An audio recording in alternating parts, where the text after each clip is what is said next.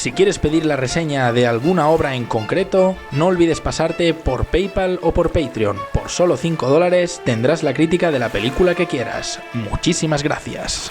Pues muy buenas amigos, bienvenidos a Occidental Image. Y bueno, hoy como veis en el título, ya sé que esta es una review, que no va a haber casi nadie, de esas que no le importan a casi nadie, pero yo estoy aquí con muchas ganas para hablar de la producción Entre la razón y la locura, o The Professor and the Madman, cinta estadounidense que se supone debía estrenarse este pasado año 2019, pero bueno, hay toda una historia detrás. Me encanta que uno de mis patronos me haya pedido esta reseña, porque yo le eché el ojo a esta película hace un tiempo y creo recordar, o no sé si es que me falla la memoria, que iba a llegar a salas, pero justo entonces pasó lo de este puto virus de mierda este año 2020. Y tristemente esta película se ha visto irremediablemente afectada por esto, como muchas otras producciones este año, y la película pues luego también se ha ido a muchos catálogos de plataformas de video on demand, ¿no? Pero es interesante hablar de esta película, que podréis ver que protagonizan los grandísimos Mel Gibson y Sean Penn, aunque en el reparto hay más caras conocidas y de buen calibre, pues ellos dos son los que sustentan el peso de esta película de una forma magistral, son dos grandes maestros, ya con una edad, pero no por eso con menos calidad, al contrario, un buen actor es como el vino, cuanto más pasan los años, más se enriquece su calidad. Bueno, pues tenemos aquí una producción que ha pasado por mil traspiés. Como bien me comentaba el patrono que pidió la reseña, Nacho, yo ya había estado al tanto de lo que había pasado con esta película hace un año, creo, cuando se supone creo que debía estrenarse. Pero es que bueno, ha habido muchos problemas en la producción de esta película, en su distribución, llegando incluso a tribunales. Es decir, que en general a esta película le ha pasado lo mismo que pasó hace un año con aquella película que os comenté de La Guerra de las Corrientes, aquella que iba sobre el enfrentamiento entre Edison y Tesla, ¿no?, por la tecnología de eléctrica y la corriente alterna y toda esta historia. Esta película le ha pasado algo en general similar, y que además fijaos que está ambientada pues en una época cercana, no la misma, porque la de la Guerra de las Corrientes es bastante más adelante, pero ya es en el siglo XX, pero bueno, esta es pues a finales del siglo XIX, pero la historia no empieza pues en esta década, porque la película no empezó a ser concebida en esta década, sino que nos tenemos que remontar a finales de los años 90, sí, hace más de 20 años, cuando Mel Gibson se topó con la novela, que aquí han adaptado, y decidió que bueno, la historia era muy buena para hacer una película, un largometraje sobre ella. Así que compró los derechos de la película y dijo, bueno, pues manos a la obra, vamos a producir esta película, vamos a hacerla realidad. Y él además quería, aparte de protagonizarla, hacer uno de los papeles protagónicos, dirigir la película. Pero fijaos lo que son las cosas, que muchas veces cuando se habla de no, tal producto se va a estrenar, hay rumores de tal historia, de tal secuela, de tal... Nunca se sabe hasta el último momento, porque no importa, incluso si eres un tipo con Mel Gibson, con tantísima carrera dentro de la industria, siendo uno de los actores más reconocidos y famosos del cine, no estadounidense, sino mundial, que eso no implica que vas a tener todas las puertas abiertas y pista libre hasta conseguir tu objetivo solo por tener nombre y carrera. Que vamos, en la cabeza de muchos, si Mel Gibson, si nosotros tuviéramos mucho dinero, ¿no? Bueno, o los que lo tengáis, os viniera Mel Gibson y os dijera, mira, tipa, tengo una idea cojonuda para hacer una película, yo te la voy a producir también, voy a meter capital, pero bueno, invierte en ella que yo la voy a dirigir y a escribir en parte y a protagonizar. ¿Qué me dices? Bueno, la mayoría, con los ojos cerrados, que sin mirar diríamos, tómalo todo, papi, ¿no? Pero, pues, fijaos lo que son las cosas, que Mel Gibson desde el principio tuvo problemas para tirar adelante este proyecto. Problemas que se fueron arrastrando y arrastrando, las productoras estaban como que quiero y no quiero, ahora no es el momento, y es que hay que reconocer que la película, pues puede parecer poco atractiva. De hecho, entono el mea culpa, yo en un principio, cuando oí hablar de esta película, vi el póster, la sinopsis, yo dije... Y de verdad, ¿cómo me arrepiento? A veces, bueno, tengo que reconocer que me equivoco muchísimo. Es uno de esos ejemplos con los que casi por un prejuicio me pierdo de una gran obra, como me pasó con Madoka, pues que yo vi esto y dije, ¡buah! Se ve un poco plomazo, un poco peñazo, ¿no? Pensé, bueno, la típica película de la que van a hablar un poco solo por los actores que salen, pero la obra tampoco es que sea la gran cosa. ¡Wow! ¡Cuán equivocado estaba! Y es que es cierto, en cierta medida, que la sinopsis pues no es muy atractiva. La historia nos habla sobre un lingüista, profesor de Oxford, ahí en Inglaterra, que a finales del siglo XIX tomó la iniciativa de completar un diccionario de la lengua inglesa, pero vamos, a escalas bíblicas, es decir, no dejarse ni una palabra fuera. Es decir, él no quería hacer un diccionario común de estos de bolsillo que tienen pues las palabras más básicas de uso, no. Quería hacer un diccionario completo que iba a emplear muchísimos volúmenes, que realmente en la vida real terminó completándose años y años y años después, y que no solo tuviera una inclusión de términos increíble, sino que además formalizar el diccionario para incluir la raíz etimológica de la palabra, es decir, ver de dónde venía la palabra y, vamos, tipificarla en el libro como lo vemos hoy en día en los diccionarios modernos, es decir, yo qué sé, la palabra saltar, verbo, infinitivo, viene de tal, o sea, completar una definición de cabo a rabo de cada palabra en la lengua inglesa.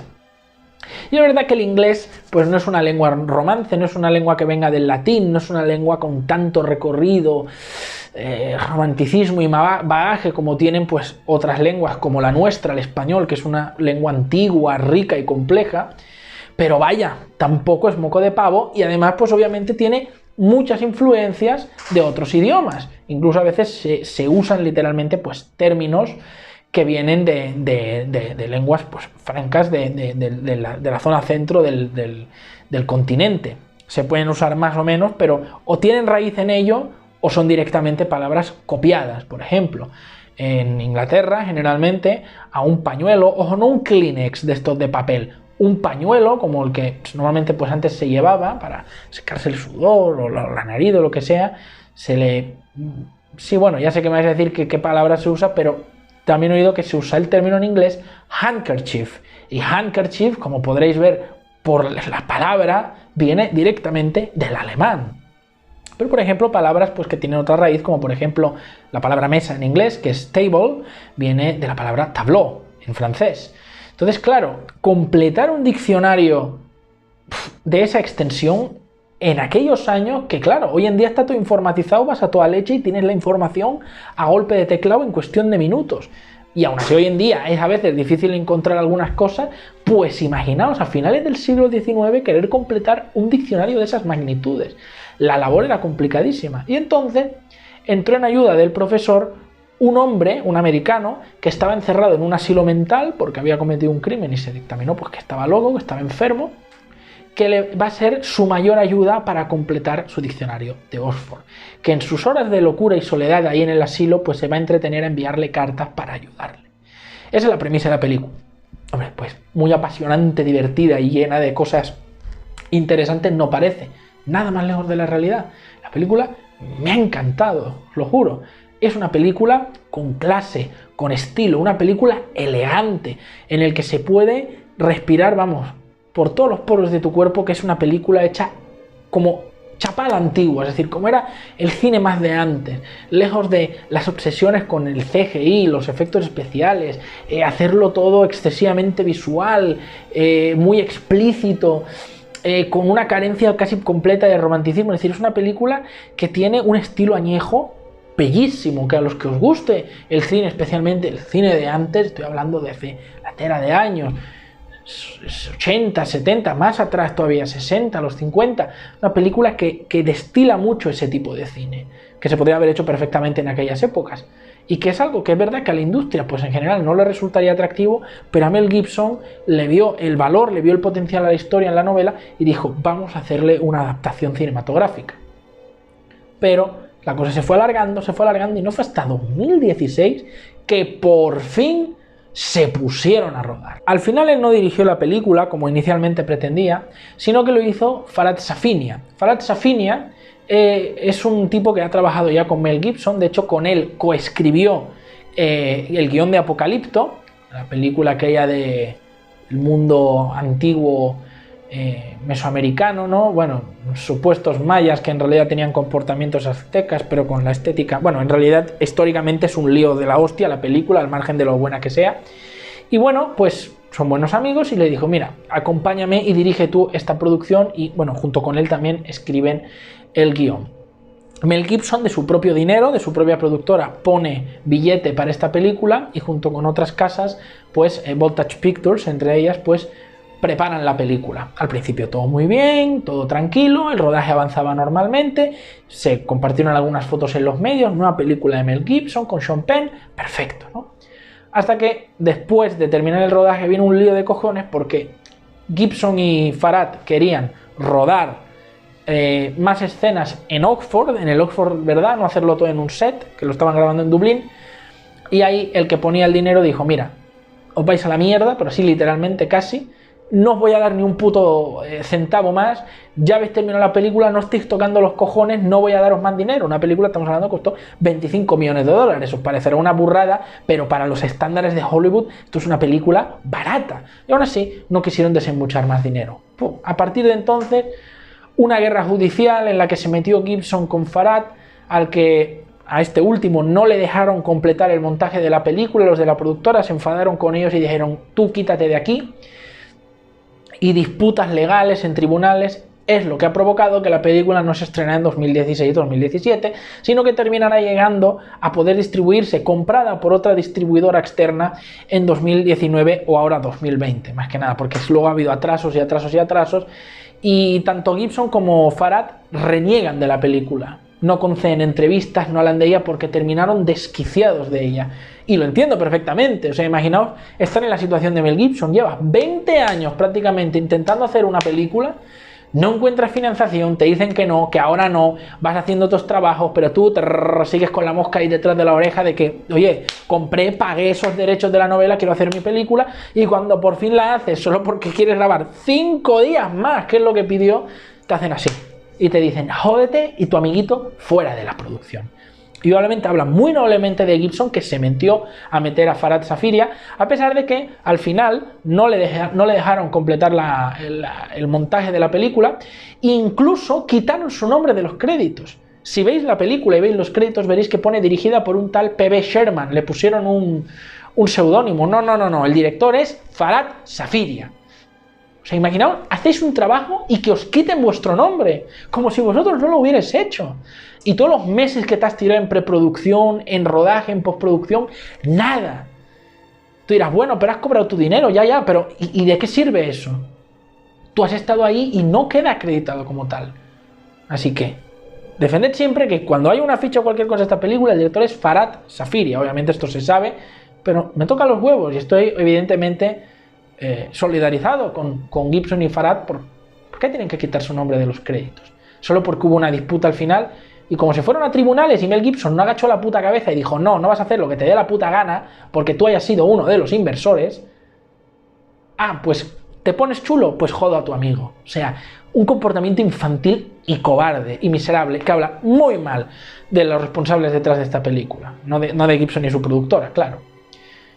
Y Farhad Safiria, pues bueno, así yo creo que debe estar con cara de situación ahí en su casa, ¿no?